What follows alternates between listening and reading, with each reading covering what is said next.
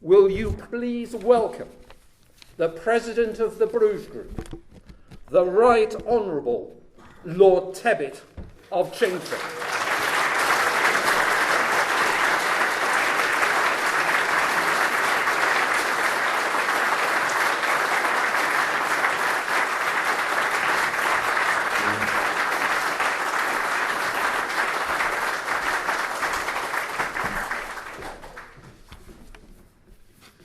Ladies and gentlemen, since this is the Bruges Group, and since that title sprang from the great speech which Margaret Thatcher made at Bruges, I hope I will be forgiven for abusing this platform with a commercial.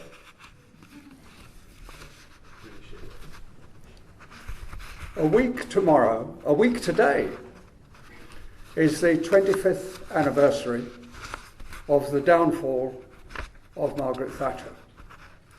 This week, it's also the 40th anniversary of her being elected as leader of the Conservative Party. To mark those anniversaries, the BBC in Parliament Channel at 6 o'clock next Saturday night are broadcasting a 4-hour programme of contemporary archive of the events from the leadership election to her downfall. And I am the presenter of that programme.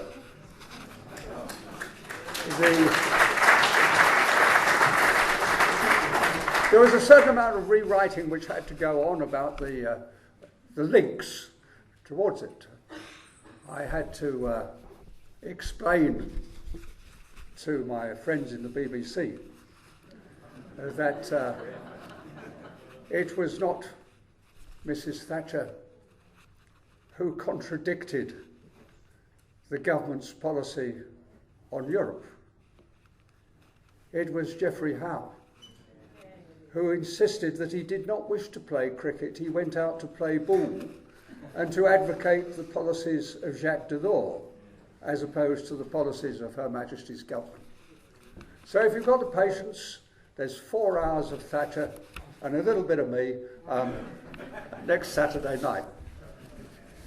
Now, I know many people are talking about many aspects of our membership of the European Union. Until recently, almost all of that was about the economics, one way or the other. Of course, the events of the recent past have begun to change that, as Barry has already said. But I wanted particularly to take issue with my colleague in the House of Lords, Lord Rose of Marks and Spencer's. He recently declared that for this United Kingdom to break free of the embrace of the European Union would be a leap in the dark. I wondered where he went to school. What is this darkness of which he has such a fear? Is it a product of some muddled memory of a prep school history lesson about the Dark Ages between the retreat of the Roman occupiers in the 1st century AD and the arrival of the Normans here in the 11th century? But surely even Lord Rose knows, if he thinks about it, that in the first millennium there were vibrant Celtic and Anglo-Saxon civilizations here in these islands. Why, in those days, we even had a British national saint. Not that St. George fella who came in from the Middle East somewhere or the other, but St. Edmund, an Englishman, whose day it is this week. And we celebrate that, St. Edmund's Day, particularly in Bury St. Edmunds, where I live.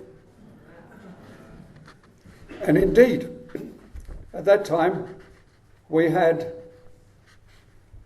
an English monarch, King Alfred, the only one to have earned the title the Great. And of course he did so because he understood the answer to the theory of multiculturalism.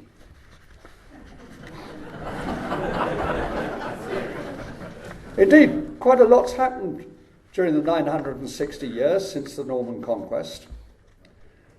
As Lord Rose, with his experience at Marks and Spencer's, I'm sure would agree, the Doomsday Book was quite an achievement in accountancy and a balance sheet. And then there was Magna Carta, which laid down the foundations of a democratic state. And perhaps as we are talking about our relationship with the peoples and states of mainland Europe, we might remind Lord Rose and his fellow Eurocentric campaigners of a few other events which shed light onto our continent. Let me conjure with a few names, well-known European names. King Philip of Spain, the Emperor Bonaparte, the Kaiser Wilhelm, the Führer Adolf Hitler.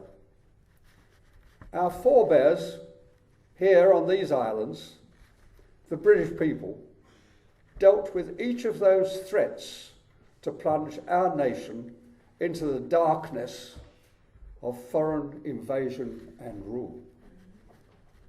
So when did we take a leap into the dark? Much more recently, I fear. It was in 1973. Of course, it didn't look like that at the time. We voted to join the European Economic Community. Yes, we should have taken more seriously what the Founding Fathers had said about their ambition for that community. But look at what that community then was. It was an organisation of the six: Belgium, France, Italy, Little Luxembourg, Netherlands, and West Germany. When we joined, together with Denmark and Ireland, to make it the nine, we strengthened the outward-looking Northern European, culturally Christian bias in which our voice had a great deal of weight. We were almost all of us north of the olive line for a start. But it hasn't stayed that way.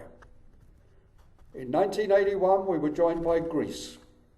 In 1986, by Spain and Portugal. In 1990, the former East Germany joined the Federal Republic, and consequently the EC. In 1995, Austria, Finland, and Sweden came in to make it 15. Then in 2004, Cyprus, the Czech Republic, Estonia, Hungary, Latvia, Lithuania, Malta, Poland, Slovakia, and Slovenia arrived to make us 25. Romania and Bulgaria made it 27 in 2007, and in 2013, Croatia made us the EEC of 28 nations. Along the way, we saw the botched introduction of the single currency in 2002, and the steady increase in the powers of the unelected Commission, which fancies itself, as Jacques Delors explained, as the government of Europe. And if that weren't all enough, think of the future. Albania, Macedonia, Montenegro, Serbia, and Turkey are waiting in the wings to join. What's that? 29, 30, 31, 32, 33 very different states, as Barry has said. So might I be forgiven for saying that when it comes to a leap in the dark, that decision to join the six takes the prize for all-time leaps into the darkness. And it's been growing darker ever since. Well, say the Europhiles, forget all that darkness stuff. It's pretty cold outside. Think of the economic cost of leaving. Of course, there are arguments both ways about the costs and advantages of leaving. I'm told that if we left, we would still have, for example, in our exports to Europe, to conform to European standards. Well, so what? If we want to export to America, we have to meet American standards. And I think Volkswagen in future may have a little problem or two about that.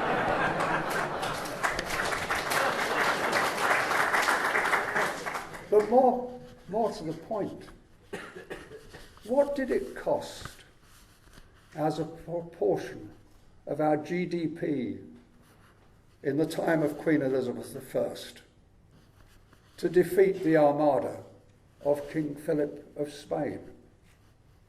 Did anyone say, Your Majesty, I'm terribly sorry, but we can't afford it. The economic cost would be too high. We must accept King Philip's ultimatum. Or for that matter, what was the cost in economic terms of Trafalgar and Waterloo, which ended the threat of Bonaparte? Or indeed, in the time of many of us in this room, was cost a consideration when we declared war against Adolf Hitler's National Socialist Germany? Was it a consideration when we declared war against Kaiser Wilhelm? There were huge economic consequences of those decisions. But if there are any here who think that our forebears were wrong to set that aside and fight for our right to rule themselves, would they like to leave the room now and join Lord Rhodes? We can make some stab at the economic consequences of Brexit. The only thing for absolute certain is that, as Barry has already said, we would cease to be paymasters, pay servants of the European Union. And that might help solve the Chancellor's current problems.